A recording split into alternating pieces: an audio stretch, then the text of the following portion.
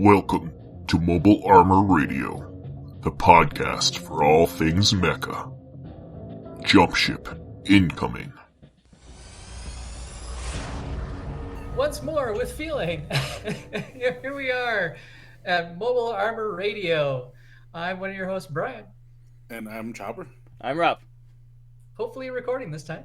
Yes. As we are into episode 60. That's 6 and a 0. Which is quite the milestone for us. We have just been arguing about that it marks the finale of season 5. I don't go by seasons. which is 5 years though. If we just even go that route, that's even more math. This is our fifth. Yeah, this is our 5th anniversary. That's what this is. Yeah. Wow. I struggle. We're syndicated now. We've never. I don't think we've missed a month ever. So this, yeah. No, I don't think we have. We're syndicated, though. That's good news. Syndicate. Yeah. You can see us on TBS right after Matlock. Matlock. Or right before Big Bang Theory. It's the only other show on that channel. So with that, we're just going to move right on to the dropship since we've already bantered twice now. There was no banter. There was a lot of arguing last time. And there was no banter. Anyway, we're moving on. Moving on up. To the top. Dropship landing.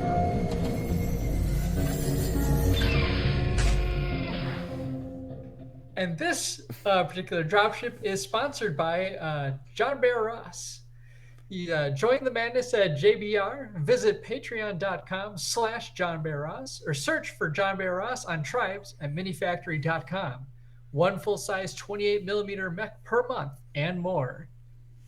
Do you want? Actually, might as well show it off right now. We have he previewed this month's mech in a video. Yeah, it looks really good. He did it. It's a Gundam theme. Let's mute that because it's very loud. But yeah, he's got the Gundam head on it. It's all like 40K styled, but the legs, especially in this one, I think are pretty awesome.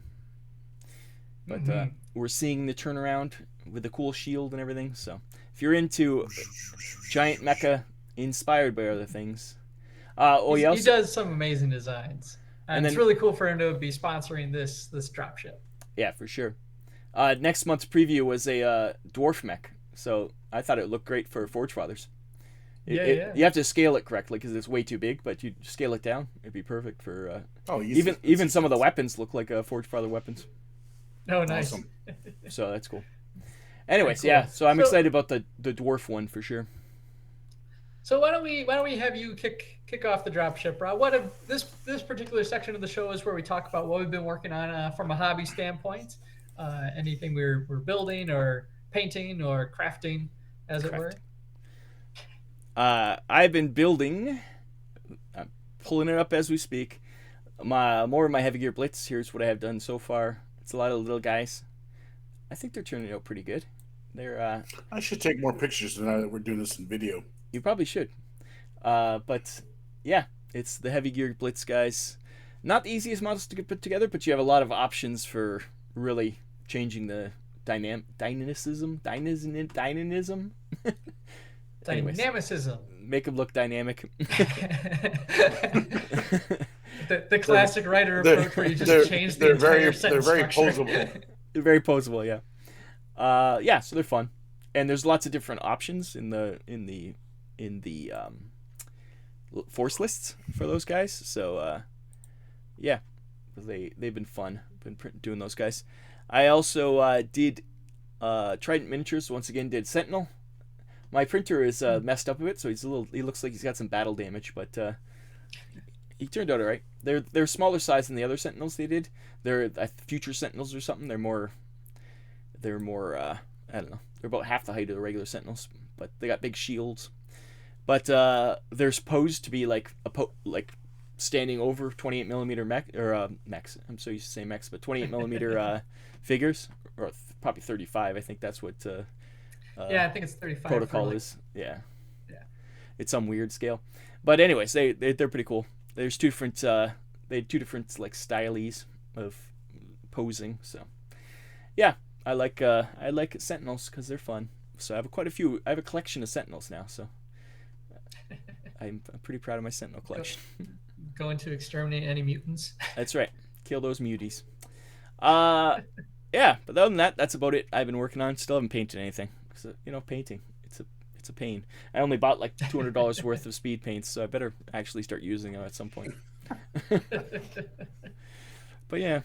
How about you guys? How about you, Pat? Well, again, I've been plodding along with Neo. I've taken a bit of a hit because my wife left the black airbrush primer out, and so the cat's upset about that. Yeah, see, she understands. She understands my pain, that cat. Because I go to start priming bits to move on to the next part, and this black primer is like sludge now because she left the cap off, and it's just all separated. And always blaming the wife. Well, the problem is she's a true artist, and they're just sloppy. Like they just leave stuff open. Well, they're used to not having to pay for their paint. Somebody else pays for it. So I have to go on my next day off, which should be, I think, Saturday. I got to go to the hobby store and get some more black primer so I can move forward with that, because I'm really making a conscious effort to get down there now that I've got the downstairs a bit more organized. You got really upper body all done, pretty much, right? Yeah, it's just almost. I got the waist, I got the upper body, and I forget the part I'm working on. I think I'm working on the cat part, which is where the engine is housed. No, it's more like kind of like the shoulder-ish that fits underneath the bigger parts. So it's gonna get. If you've seen the Neo Sean one, it's got these really big giant pods that come off the shoulders. So I'm working on the parts where the more big pods come out the shoulders.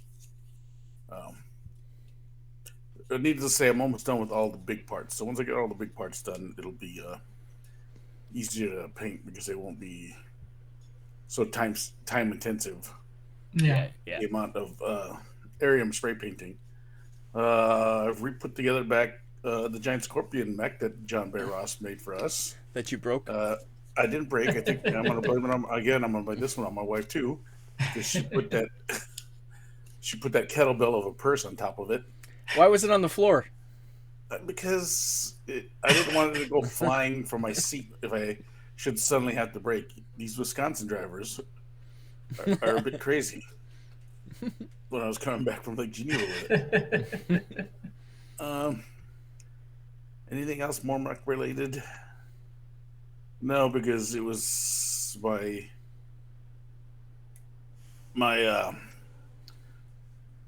painting rotation was Zhang, Cowboys, Scorpion, Zhang, Cowboys, Scorpion. Cowboys? Yeah. There's no Mexican Cowboys. I know. I was just painting some. Unless it's what's that? Wild West Exodus? Is that the one? I think there's mechs in that game. Is there mechs in that game? I think there might be. Small ones. Yeah, it's all right. It's not that. It's regular Cowboys? Yeah, it's just I was actually painting Pinkertons. No. Just because. So it was just a cycle. It was like, I was waiting for that to dry, work on that. Waiting for that to dry, work on that. So that routine can really help get things done, though. Yeah. Sure. So, but my problem is that I didn't think like Rob. I should just take pictures as I'm working along, so we can show progress. I'm terrible about that too. I'm like, I just want to get it done. Yeah, I mean, my problem is half the time I just leave my phone upstairs, and then I don't want to climb the stairs to go back upstairs to get it. Bring your phone with you. Yeah. Well, or have a second phone. I'm not one of the. Or a camera. I'm sure you do have a camera down there somewhere. I'm an older gentleman, which I don't really need to have the phone with me 24/7. I'm sure you have a camera down there. Do you have a landline set up down there? I wish. I have a webcam, but no actual camera. I'm amazed that you don't have a camera to take pictures back in the day of all your stuff. No, if I do take a picture, it's with my phone. See, what about before you had phones? And then you go and get the film printed. Yes. Yeah, see the categories.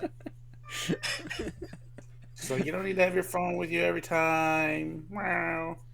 Yeah. Now she wants to leave? Is that what's happening? Now she wants to leave, and she kind of shut the door on herself. So we'll see how this goes. All right. So, but that's it for me. Just those two. And she There's found a 2 toy. mechs I'm working on, so. All right. Well, for my part, nothing terribly mech related, but well, that wasn't me or the cat. But one thing I did wind up doing this last month is so like one of the challenges for me is wanting to spend more spend time with my wife, but also like work on hobby stuff. And it's just been that thing where like we hang out either upstairs, but my hobby space is in the basement. And the Corvus Games Terrain a while back had a Kickstarter for these like portable painting kits called Paint Pals. And so I 3D printed, I got it and then the 3D printed a whole bunch of it up. And it basically has a whole mess of different like trays for paint pots, droppers, brushes, mini storage, like the whole nine. You keep all your project and all in one thing. Yeah, exactly. Yeah. And I even had like I got a wet palette in it and everything like that. So basically I have everything I need if I just to do a little like project, I can bring that upstairs with me. And then cool. I basically just have a cup with water, some paper towel and maybe a hard, cardboard surface or something in case I get any paint on. but it's actually been really nice because then I can, kind of be present as well as, strike while the iron's hot, because it's for me like that hobby time is something that kind of comes and goes. And so I always want to like, I'm motivated to work on a project. I want to get that done. And so this has really been beneficial to kind of make that a possibility for me. So that's been really neat as far as a hobby goes. I want in a way, I guess it was a little mech character. There's a Dreadball mini that's basically a woman in a power I love suit. that little. Yeah, I didn't look up her name again. It's like I remember. It's like Kyra or something like that. It's the Dreadball with in a power suit. Yeah, she's like a mechanic. The Mechanite coach. Oh. Or not coach, captain, and yeah, so it's basically this woman in this power suit, and I'm painting her up for Dead Zone to be an engineer for my Rebel list. Cool. And it's turned out really nice. It's part of a project I've got going where I want to revisit kind of the original Dead Zone faction that I started with when I was started painting with Meyer brand paints out of the squeeze tubes and they look terrible and I don't want them to see the table anymore, but I want to play Rebs. So it's like, all right, it's hard to get new ones. Time to and I've got plenty of the models. So it's just a matter of like, okay, I have like 5, I think I need to paint, and I've got my little faction all set and ready to go. So that's kind of the project on my horizon. And like I said, the Paint Pal set has just been really, really nice to have that portable painting kit to take with me. So, yeah, I think that about wraps up the Dropship section of the show. And thank you again for John Bear Ross for sponsoring this section. And we're going to be coming back with the ComStar. Message from ComStar. And welcome to the ComStar. This is the portion of the show where we talk about TVs, movies, books, comics, RPGs, video games, the whole nine, everything under the sun, and some things behind it. And so we're going to start with Pat. Oh. All right. Again, not too much with the thing. Mostly mech related. I've been reading the Heavy Gear Blitz. Heavy Gear Blitz rule booklet, because I know we're going to try and hopefully get to play a game before Gen Con. So I've been kind of reading it, still working. I haven't worked through all the rules yet. I need to hurry to get through because I need to read my faction so I can start building my army. Yeah, I think the actual rules are pretty simple. It's the there's a lot of special abilities. That's where it gets complicated. And that's where I'm kind of in the quicksand part of the book is where, you go through it. You're going pretty fast. You're like, okay, standard. Yeah, ECM and stuff like that's a little complicated, but it definitely, there's a lot of different abilities in that game. So I've been reading that. What else? Oh, I got this the other day. Oh, he's turning. He's gonna fall off his chair. No, he's fading into the distance. So we were talking in another podcast. Oh, what podcast would that be? That would be the Dragon's Tome. A wonderful YouTube show. The award-winning YouTube channel, Dragon's Tome, that goes over. The award was presented by Mobile Arm Radio just now. Yes. It goes over the Dragon magazine, but outside of that, we saw an ad for a FASA game called Combots. This was around 1980-ish. I think it was 83. Yeah, I was looking for a date on this box, but it doesn't say. I think it was 82 or 83, I think. Yeah, where you built a robot and then you battled in the arena. And I went and found one that was... put it in front of your face. Oh, he's gone. Oh, no. Wow, that's amazing. Wow. Robotechnology. You literally cannot see that box. Combats. Combats. There we go. We can kind of see. There we go. There you go. If I don't hold it straight up. There you go. If you hold it straight up, it disappears. That's amazing. No, that's neat. It's a big box set. It's all metal, right? Does it weigh a ton? It doesn't weigh a ton, but the robots are metal, and you can customize each one of these robots because it comes with like 8 sets of arms that you can build. Oh wow! So this is like it's even neat. On Hex. That's neat because this is BattleTech before BattleTech existed. This is FASA back in the day. This is sticking their little toes into mech combat. So it's interesting. It's hex based. I think that's kind of cool. So, I wonder how the rules if you'd see some basic BattleTech stuff in those rules. I don't know. I haven't opened it because it's shrink wrapped, and it was in a dilemma. It looks brand new. I wouldn't open that. I was in a dilemma about whether to open it or not. Just buy another copy. Well, I did. Well, that's the thing, isn't it? I put that on the Mobile Armor Radio. Posted, hey, got this. Blah blah blah. Dilemma: do I open it or do I get another one? And then, I can't remember his name now, but basically one of our listeners shouted me out. Or no, made fun of you. Not necessarily made fun, but he basically said the same thing you said. Just get a new one if you can get a new one. Get another one. So I've been on eBay looking for one that's open and used, but at least with all the arms. I'm more worried about. Yeah, there's a lot of bits. Yeah, there's a lot of teeny bits. So. I think if anything, make sure you record with that webcam that you have in your basement when you open it, because then you've preserved that time capsule.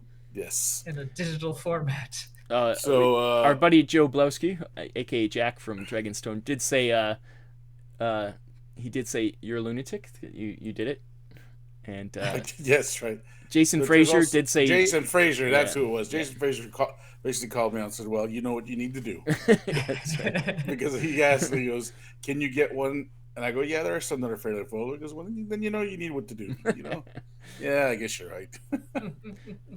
Yeah, as always, you can see all these posts on our Facebook page, Mobile Arm Radio. So do come join us there. Yeah, because it's a fun time. Even if you hate Facebook, just join for our group. Exactly. And you'll only get to interact with nice people then. That's right. Because we have a pretty awesome. Honestly, that's true. I'm not gonna. There's not even a joke in there. Yeah. No. No, that's the honest truth there. Heavy gear. Combats. Didn't read anything because I'm in hobby. Well, this is how it goes. I'm either hobby or I'm reading. No, I hear you. I just don't know why that is, but that's the way it is in my life. I mean that's just time. So, just want to make sure I haven't missed anything else as far as mech related things we were listening. I filled out my pledge manager for the BattleTech Kickstarter. Yeah, so did I. Yep. How much extra? I had to pick I didn't know. I didn't buy a lot of extra. I bought, but I had to pick all my different things, and I didn't know what I was picking. I'm like, yeah, I kept going back to the Kickstarter page and go back and forth. Yeah. Yeah, so I just was like, all right, I'll get that. Whatever I don't get, I'm sure Rob will have. Yeah. I did add a few dollars on top, but yeah. Did I add anything else? I don't think I added anything else because I didn't know what I would be adding, honestly. There was a couple books added, plus I got a t-shirt. That's what I did. I stayed away from the books because we got all these books one day at Gen Con, remember? Oh, yeah. And then, so I don't, but... Oh, you don't remember what you have? I don't remember what I got, and I don't want to end up with the same thing. I don't want to end up with the same thing I've done with I've done it before. Yeah. Collection. So I have basically the Monstrous Compendium from AD&D, volumes 1, 2, and 3. I have 2 copies of each because I wasn't paying attention to what I was buying. Yeah. I've done it before at BattleTech back in the day, but it'll be like, oh, damn, I already have this. Books in particular, I've now started keeping a collection list on my phone of books. So when I go to a used bookstore, I'm like, okay, is this on my list? Do I have this already? Here you go. Here's proof right here. Yeah. At Gen Con or at DepthCon, I bought the Alpha Strike cards, and then at Games Plus. And then once I went to actually at DepthCon, I was like, oh yeah, I got to get those Alpha Strike cards, and I bought them again. So within the same weekend, I bought the same thing twice. So I'm pretty bad. Bring the other set with you. Oh yeah, when you come for Gen Con, because I might need them. Yeah, you need them. You can always just download them, but it's good to have. Yeah, because I didn't buy them in the thing, and I don't remember if I picked them up at Adepticon. I don't think you did. What I did add was the initiative cards, though. Oh, did you get those? That's good. Yeah, I added initiative cards. That's interesting. Yeah, there was a bunch of stuff that on the back end that you could have added, like so many extra mechs and stuff. Oh, it could have easily been an extra $1,000. Oh yeah. It was it was crazy the amount of stuff that was on there. So and new books that they never announced that just showed up and. Oh, you did buy. That's what you bought at Adepticon. You bought all the signed books. That's what you bought. I did buy those books. Yeah, they were available in the Kickstarter backer too. I'm sure late pledges are open for people who want to get in there too. So if anybody wants to get in on that BattleTech Kickstarter, but it'll all be available later. I don't know how much there is a discount. I'm sure, but it's probably. They haven't closed it, so if there's something, I think it's open until September. So it's open. Yeah, I can always go back and re-add extra stuff. Yeah. And change my pledge around a little bit. So yeah. But that's it. Who's next? Rob, you got something? Are we gonna jump? You can piggyback right off of that if you want. Yeah. So I did all that. I did my BattleTech Kickstarter. BattleTech also announced that they're doing an Essentials box that's going to be sold at Target, which is awesome. That's going to expand the. It's a beginner's box. Really, it's 2 mechs, I think, and it's a set on Solaris 7, so it's kind of like gladiatorial combat. But it's that's really going to expand their player base by getting into Target. That's huge. So yeah, a lot of people are complaining, we can't get it here because it's not Target, but it's not for you. It's for the new people. It's for kids who go, look at shiny mechs. I want to play this game. So that'll be fun. Hopefully it's Alpha Strike rules, but I doubt it. So all these kids will be turned off once they try to play the game. Yeah. But that'll be interesting to see. Yeah, and they did a fun commercial for it with the original voice actor from back in the day from the MechWarrior 2 or MechWarrior 3 games. So. Oh, really? Yeah. So it was kind of fun. What else? Oh, I backed the. It's currently on actually on Kickstarter. Is a legendary bundle from Legendary Pictures, but it's Pacific Rim and not Godzilla. King Kong. They did. What was that? I saw that. Kong and Pacific Rim. Yeah, it's they're 2 separate RPG expansions, kind of. There's an Everyday Heroes rule set, which is pretty much D&D 5e, I think, but it's set for modern day. So, but they do a Pacific Rim version. They do King Kong. They do Highlander. They do what's that show you like with the portals that they go to different worlds. Me? Yes. Stargate? Stargate. They do Stargate. Stargate. They do Stargate. They do a bunch of different they have a bunch of different licenses that they kind of build expansions for their rule set on with, and they're doing a Kickstarter bundle. It's like a box set for both King Kong and. I didn't realize they did Stargate and Highlander. Yeah, they do a bunch. like Wow. the Crow. They do a Crow one. I know. Hopefully they'll be at Gen Con because I'd love to go to their booth and actually see all the different ones because I'm sure I'd buy a bunch of those. Just a lot of movies that I love, so it would be fun. The exhibitor map is up, I think. Is it? Oh, maybe just, I gotta check that out. It might be available just to me only. So. Oh, maybe I won't check it out. But it's who makes that? It's damn. Now I gotta remember who makes it. Oh well, look it up. Legendary Bundle Pacific Rim. I will have the link in the show notes, anyways. Evil Genius Games. That's who it is. Yeah. So, yeah. And, the Heavy Gear Blitz, we talked about that. The RPG Kickstarter ended. I didn't back this because at AdeptCon I'll pick it up, I'm sure. But, ended up with $100,000 in 808 backers, which is cool. 100,000 Canadian. But, so it's good for them. They're going to update their Kickstarter with all brand new art and stuff. Their RPG rules for Heavy Gear Blitz. That world is really expansive, so it's kind of like their setting, so it's kind of fun that they got an RPG. I think originally it was an RPG when they first started the game back in the day. So was it? Oh, Yeah, okay. that's a good question. yeah, I think that's what when when it was like the original guys, they played as an RPG and then they expanded into the rules for mech fighting. Obviously, you need that. So yeah.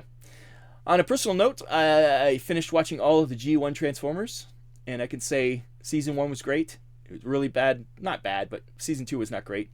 And then season 3 is post movie, and that was pretty good again because the animation gets really good. I was pretty impressed. Like it's almost movie animation in season 3, and a lot of fun characters from the movie. So you get Galvatron being nuts and things like that.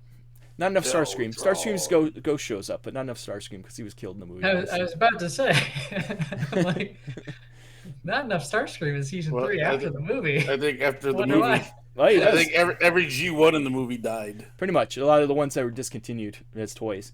But I was very upset when Jazz took a hit. There was tons of them. But Starscream does come back because he does start possessing people, and it's quite funny because he just and the moment he possesses them, they're like, "Hey, that's Starscream." It's like they instantly know him, which I think it's hilarious.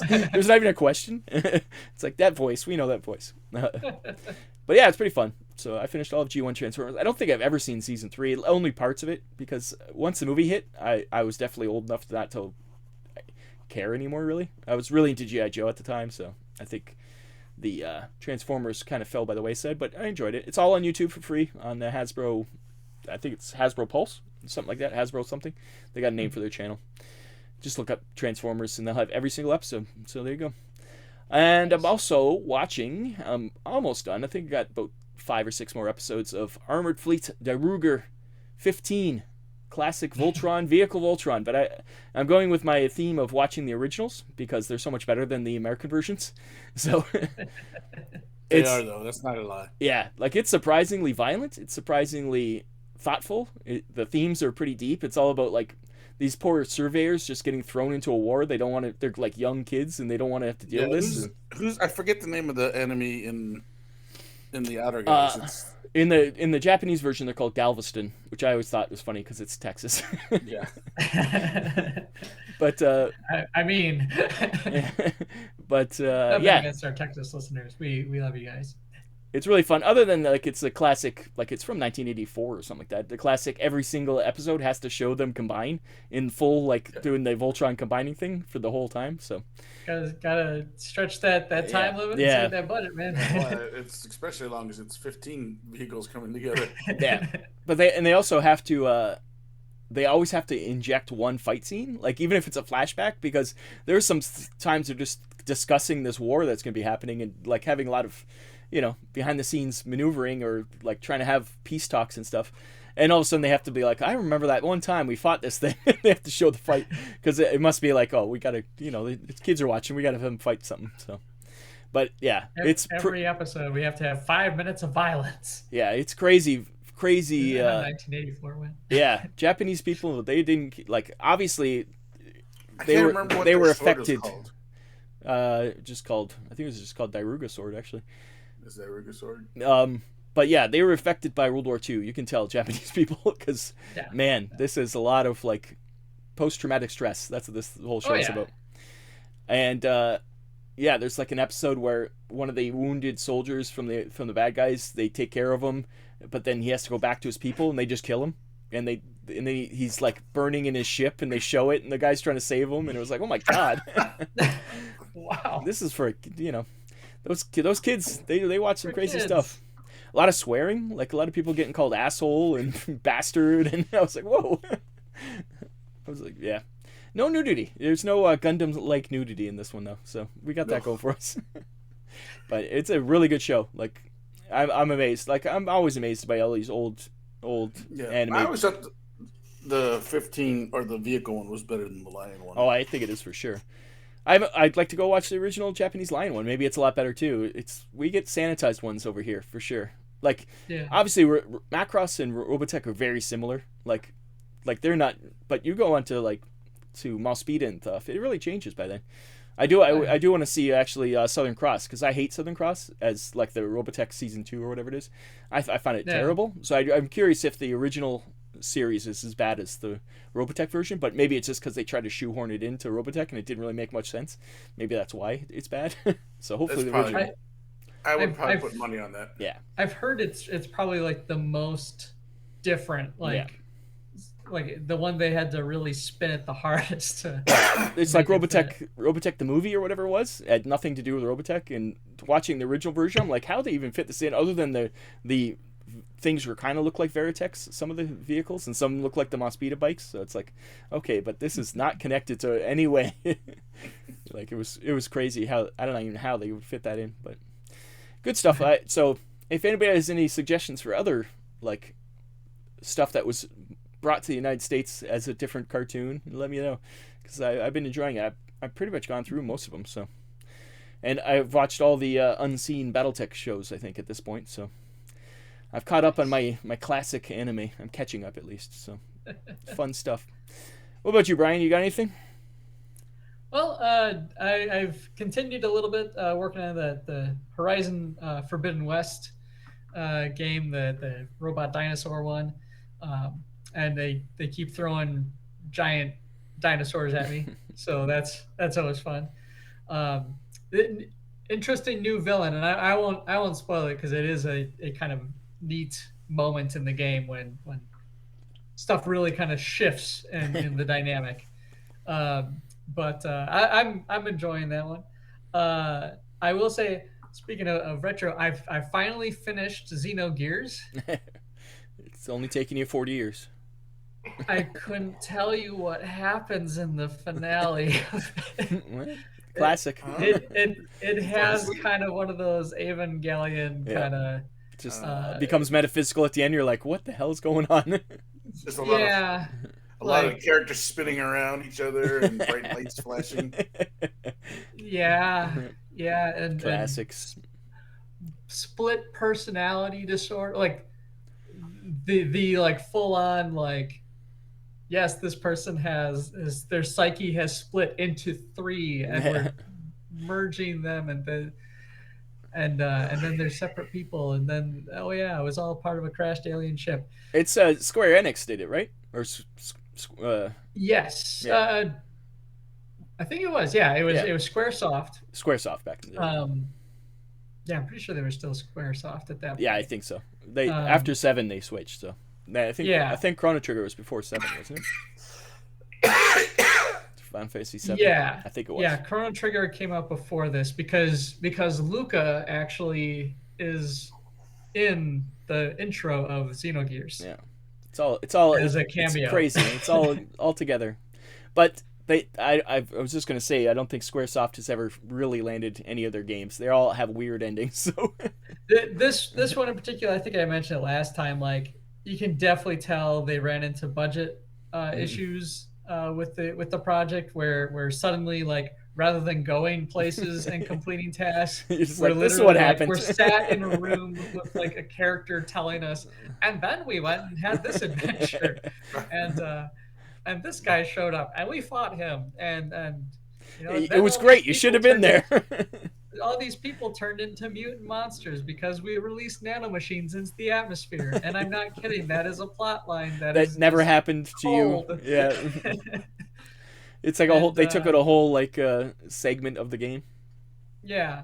So, and I mean, like, yeah, it's a weird, I can see why people like like really, like when it came out, where it is that one, like if it grabs you and you get really invested, like I can see why you'd really enjoy it. But like I don't know if it's just the way I played, where I'm like an hour and a half at a time. Yeah, not enough to get in. Stretched throughout, almost years worth of gaming, because it was like I think I clocked in almost 80 hours. Wow. Like it was a long game, and that wasn't even with much like grinding as far as levels and stuff go. So it was. I'm happy to have it done and in the rear view. I don't think I'd ever play it again. No. It has some neat concepts, but it like characters just are added to your party for like an event, and they sit in your party and are never relevant again to the story. He's like, what are you doing here still? Like, it goes down to like, I've got a like a cast of 8 characters, and I'm using 3. Yeah. Like, I don't care about the rest of them at all. Who are you again? Why are you with me? Yeah. Yeah. So that, if you like Xenogears, more power to you. Ultimately it did go on to spawn the Xenosaga series is kind of a spin-off of it with a lot of similar motifs. Like it's Xenogears all takes place like with this premise of this spaceship crashes on this planet and you're kind of dealing with that planet, but that there's still all this space. Yeah, the whole universe to explore. That ultimately caused these events to happen, and I think that's where they kind of spin it off, because the Xenosaga has a lot of space travel in it. And then I can't confirm personally if the Xenoblade Chronicles series, I believe it's another spin-off of it. Yeah. But I couldn't tell you how interconnected they are. Well, we know how interconnected all the Final Fantasies are, so not at all. So. Well, I mean, up until about 3, I think, right? Then it starts to go a little wonky. Well, that depends if you're using U.S. Numbering system that's right. on that. It's totally different. Yeah, that's right. But anyway, so that's Gears. I'm glad to have it done. I don't think I'll ever play it again. And that's a shining endorsement. It's a long slog. That said, something that I have really been enjoying is the Gundam Witch of Mercury. No spoilers.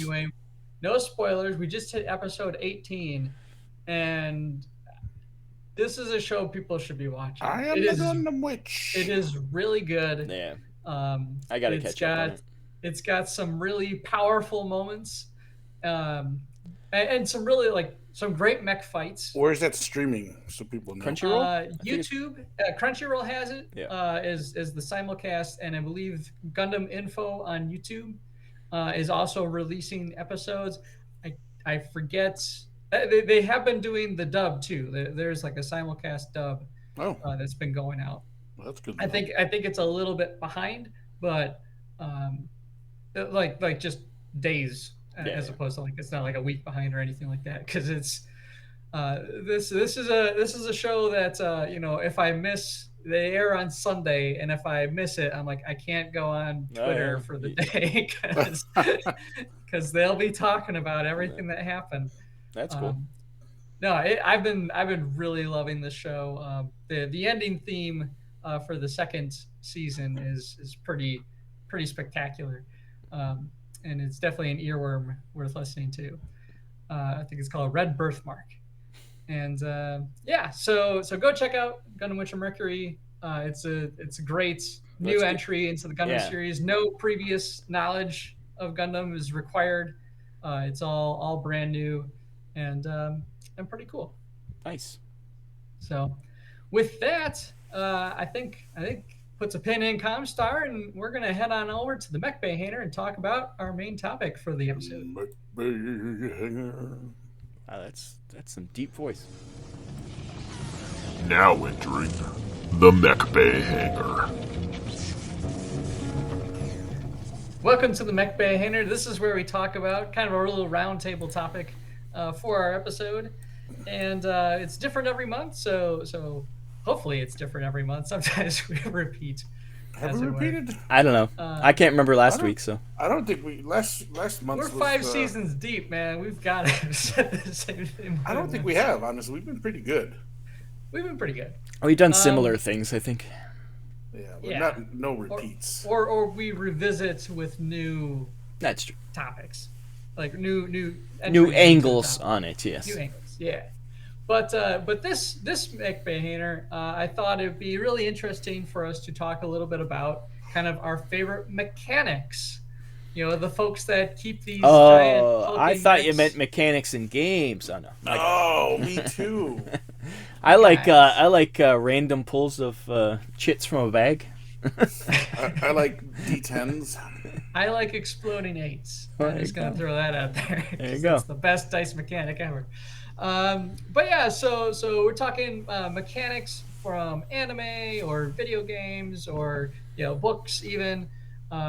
Just the characters that sometimes go behind the scenes, but nonetheless form a very integral cog in the machine, as it were. Yeah, see what I did there? Yeah, very good. Cog, I get it. Yes. So, I thought I'll kind of start things off with my first one, and I'm gonna go with Shasta Raylle from All You Need Is Kill. All You Need Is Kill. So those unfamiliar with this particular series, this is the light novel and manga that was made into Edge of Tomorrow, starring Tom Cruise. So it's the Groundhog's Day with power suits and fighting alien monsters. This is kind of the original that it was based off of. And in the original series, there's a mechanic that helps out kind of our two main leads named Shasta. And one of the big things she does is she crafts the battle axes that they use for their power suits. They don't use a helicopter propeller in the anime, no, or in the manga. As cool as that was in the movie, like I actually love that part. It doesn't make a lot of sense, No. but I love that part. Yeah. The characters in there, they found that the best weapon to combat these giant alien mimic things is not loads and loads of guns and bullets, because you always run out of ammo. No, it's you gotta go in for melee. You gotta have these battle axes, and so Shasta is this little kind of dorky looking girl that helps out our characters by crafting them for them and using them in battles. So nice. I thought she'd be a fun first pick going into this topic. So I'm going to throw it over to Rob next with your first pick. My first pick is from Bubblegum Crisis, but he's been in all of them.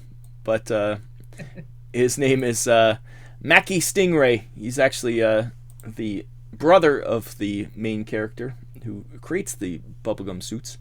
But he's their mechanic and guy in the seat kind of guy who he doesn't go out in combat at all, and he has an unnatural obsession with his sister, which is a little creepy, but it's a Japanese thing. I don't know, it's a Japanese thing, but he's a fun little character, good kind of comedic relief, and also he actually helps. He does a lot of modifications, especially for Pris's suit. He keeps modifying because she keeps destroying it, so he keeps getting better and better. So he's the one who actually puts it all in mechanically. So he's my first one, Macky. He's a weirdo, but he's a pretty good mechanic. How about you, Pat? My first one. I really thought long and hard about these things because it's very hard to find the mechanics in these shows, in these anime shows, especially when you have like Gundam, which has got like 17 variations of the storyline. Mm-hmm. I mean, with the exception of Amino, who's clearly engineer mechanic from the get-go as his dad, because it was his dad. So I didn't choose him because he was the obvious choice. So then my next obvious choice would be Hunk from Voltron. the Yellow Line pilot. He is literally their mechanic engineer. Even when they were at the academy in the new version, he was the engineer and fixing everything for those guys. And so he always at the top of my list when it comes to these robot animes. Because you don't see a lot of the mechanics actually piloting any of the mechs. And so this is why he stands out to me. Yeah, it's actually in the action. Yeah. Yeah. So, and not on that, he becomes a chef in the new ones. He's a multi-threat. Yeah, he starts up a culinary empire to bring all the worlds together, one meal at a time. Oh. Much like Ray Kroc. Not like Ray Kroc. Well, very nice. So my next one, and I didn't really have a particular order for mine, but in Rory Swann from StarCraft 2. So he's mostly featured in the Wings of Liberty campaign, where you're playing as the Terrans. Is Wings of Liberty, that's the second version, StarCraft 2? It's the first one, where because you go Terrans. It's Wings of Liberty, Heart of the Swarm, and whatever the Protoss something one was of the called. Void. Yeah, I think. but it's StarCraft 2. It's based off StarCraft 2.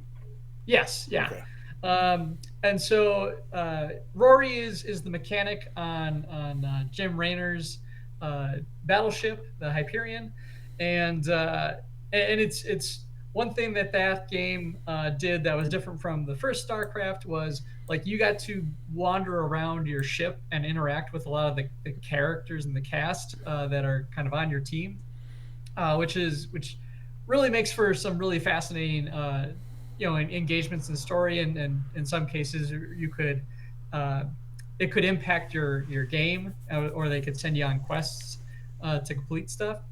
But Rory was he's kind of like a dwarf looking guy. He's short in stature, but he's got a combination of words of wisdom, but he's always talking about all the stuff that's working or not working on the ship, and that he needs Jim or the player to complete or the player.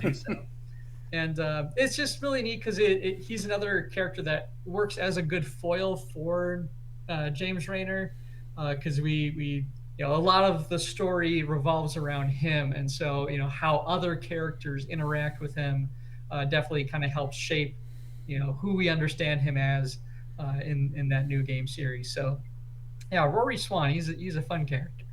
Nice. You, Rob? That reminds me. This is not my pick, but that reminds me of the mechanic from MechWarrior 5. That guy is the exact opposite. I wanted to space that guy so often. He's such a dick. Oh, from the MechWarrior 5. Is that the same guy? He's in the. He's always yelling at you for. No, it's. Is that the same guy from MechWarrior? From BattleTech? Yeah. No. For BattleTech, I think it was a girl in BattleTech, and she was alright. But in MechWarrior 5, that guy just complains all the time. He complains and you get your robots beat up. He complains that you're destroying a city, and it's a war crime. Come on. Me too, which is why I didn't pick him. Yeah, he's horrible. I hate that guy. My choice, though, is from Fang of the Sun Dougram, is Heckel G. Thompson. He starts out as a POW, really. The Dougram guys, they pretty much kidnap him to help repair their mechs, and he eventually he gets what do they call it when you're brainwashed by your oppressors?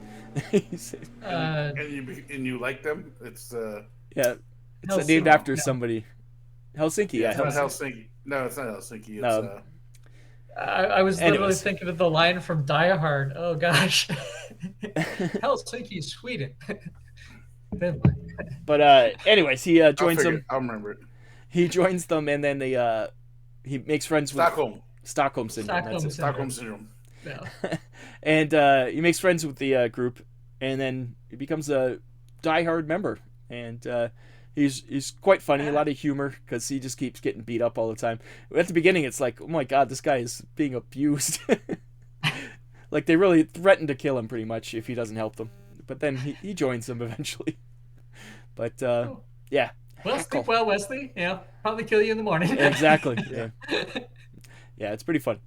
Dougram is a fun anime people should watch. Pat, what's your next one?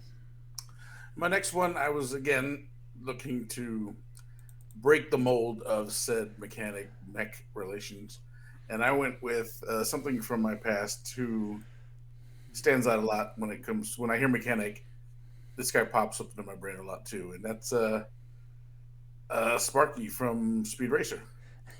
I was gonna. A honorable mention was Pops. So yeah, I almost did Pops, but Sparky was the guy who worked mostly on the Mach 5 after Pops created it, and he's an integral part of the Mach 5 Go team.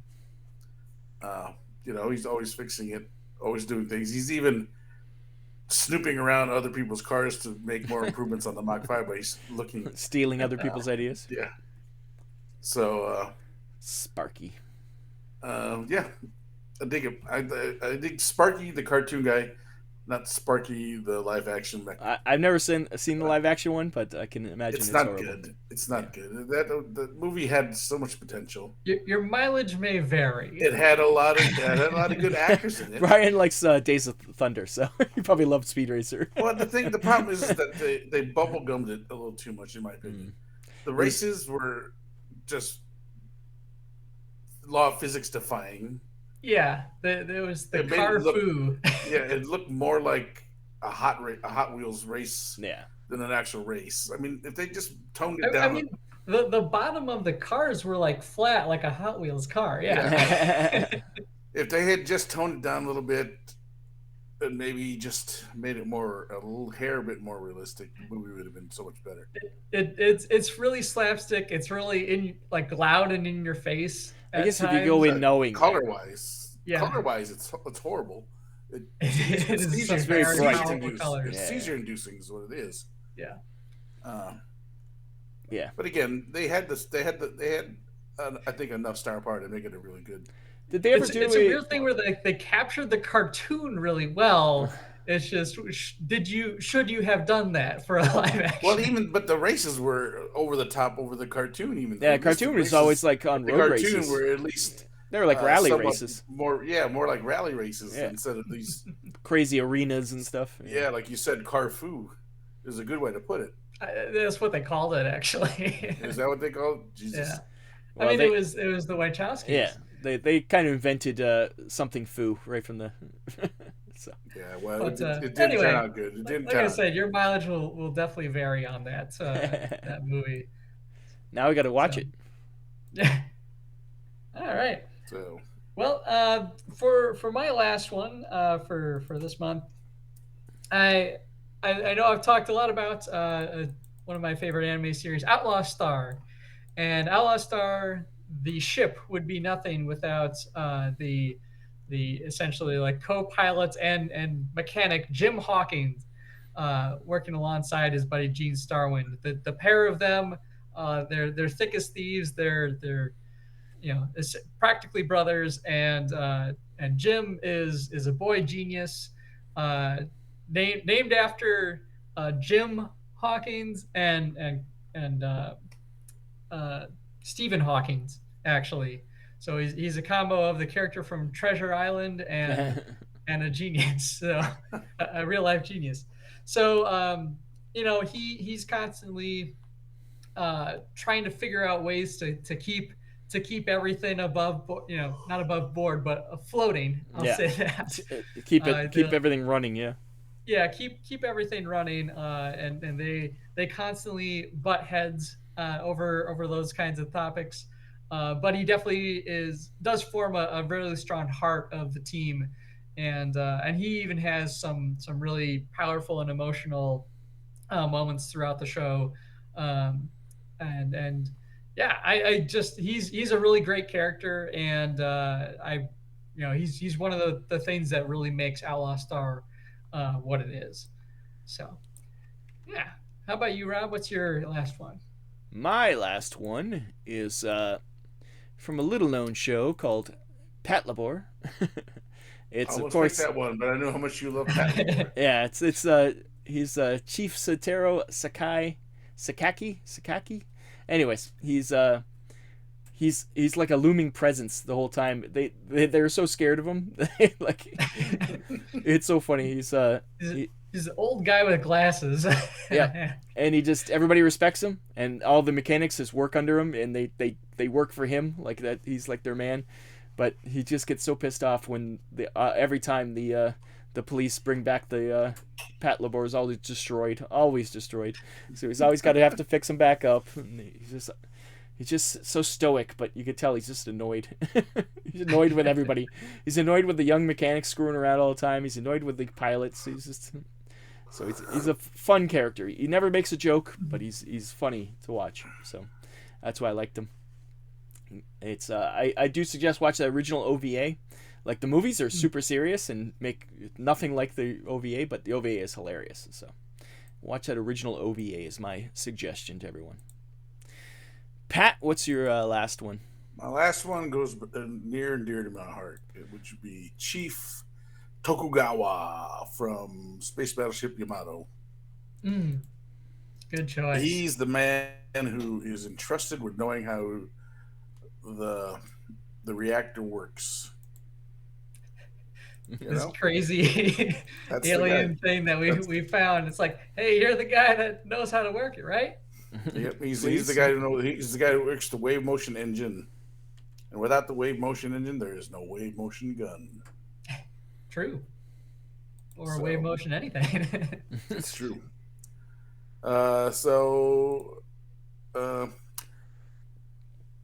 He died, but he dies in the spoilers. Original. Oh, come on! If you haven't seen it by now, but he doesn't die in the remake cartoon. Spoilers. Nah. Yeah. So, but they say he dies, but they don't show his death in the movie, the live action movie. So, what is he? Is he alive, dead, or just he's Schrodinger's mechanic? He's both alive and dead. And dead. He's alive in the ship and the hearts of the crew. That's right. One thing I liked about the Tokugawa character, aside from that, he was like days from retiring, but chose to go on the battleship because of the wave motion gun. He was also very good friends with the captain and held a lot of good sway and decision making on what to do in that 23 was it 23 days they had to get to Iskandar? I don't know. I don't remember the original timeline. I can't remember. I think it was days that they had to get to Iskandar. They had to go quick. Yes. The Earth was dying. So it's always dying. Yeah, it's.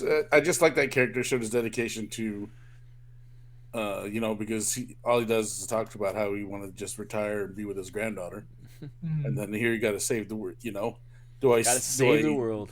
Yeah, it's for my granddaughter, basically. Yeah. So we can retire.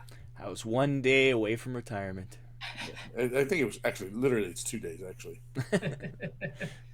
Well, he had to put in a full day yet, so that's so get back to work. Nice, good selections all around. Yeah, he's the out of all the mechanics though, he sticks out in my memory the most. There you go. Good topic there, Bryan. Yeah, thanks.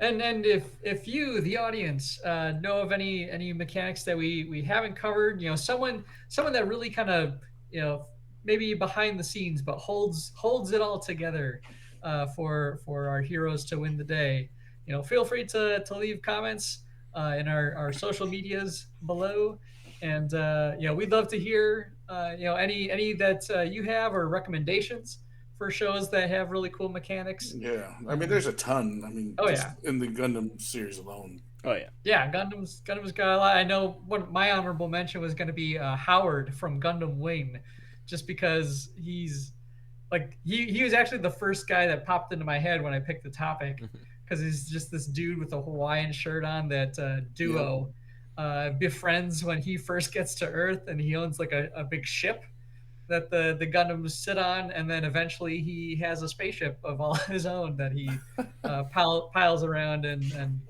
helps out the Gundam Wing pilots. But he's still wearing that Hawaiian shirt out in space. Nice. Guy's got standards. But yeah, so we'd love to hear some more. And I think with that, we're gonna head on to the ExFil. ExFil. We're getting a musical outro every time. Let's ExFil out of here.